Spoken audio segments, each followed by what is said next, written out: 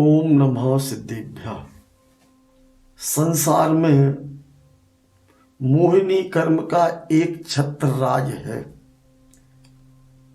मोह के कारण इंसान की सोच भी छोटी हो जाती है और वो सीमित हो जाता है। किसी ने कहा है, पांव की मोच और छोटी सोच आगे नहीं बढ़ने देती। हमें सतर्क रहना चाहिए, क्योंकि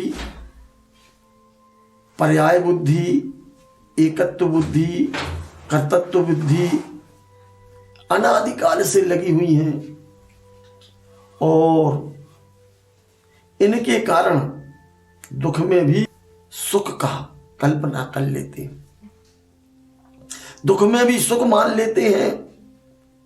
थोड़ा सा पुण्य का उदय आया, मस्त हो जाते हैं, मगन हो जाते हैं। बंधु, विचार करना, हमारी कितनी विपरीत बुद्धि है।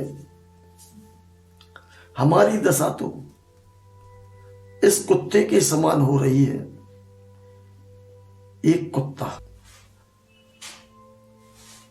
जिसके शरीर में खाज बहुत थी, खुजलाता खुजलाता किसी नाली के किनारे पड़ा हुआ था। खून निकल रहा था, फिर भी नाली के पास जाकर के मग्न हो गया, आंखें मीचते।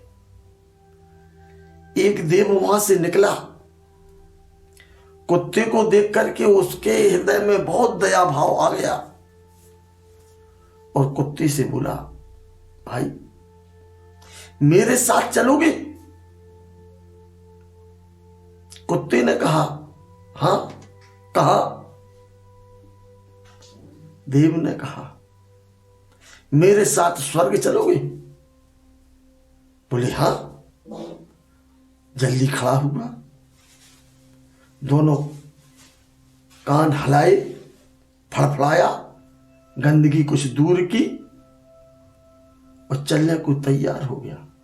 परंतु सोचता है, पहले पूछ तो लूं वहां क्या है। कुत्ते ने देव से कहा, भाई तुम्हारे स्वर्ग में कहा क्या है, कितनी देर में पहुंच जाएंगे? देव ने कहा, थोड़ी देर में पहुंच जाएंगे। स्वर्ग में बहुत सुंदरता है, स्वच्छता है, किसी प्रकार की गंदगी नहीं है, किसी प्रकार का रोग शोक भय पीड़ा नहीं है, तुम चल के तो देखो। कुत्ते ने सोचा और दुखी मन से बोला, कहे भैया तुम्हारे स्वर्ग में ऐसी नाली है क्या? खाने को क्या मिलता है?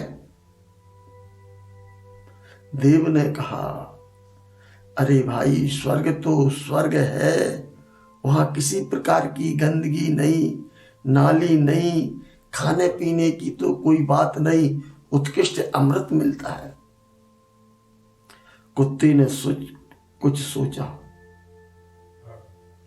यदि ऐसा स्वर्ग में ऐसा गंदा स्थान नहीं है, स्वच्छता ही है, खाने को यहाँ जैसा कुछ नहीं है, तो मैं वहां क्या करूंगा? मुझे तो नींद भी नहीं आएगी, मुझे तो ऐसी गंदी नाली के किनारे ही नींद आती है। और फिर वहां जाने के लिए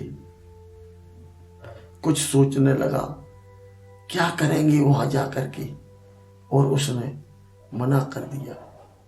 बंधु, ऐसी ही दशा हमारी हो रही है।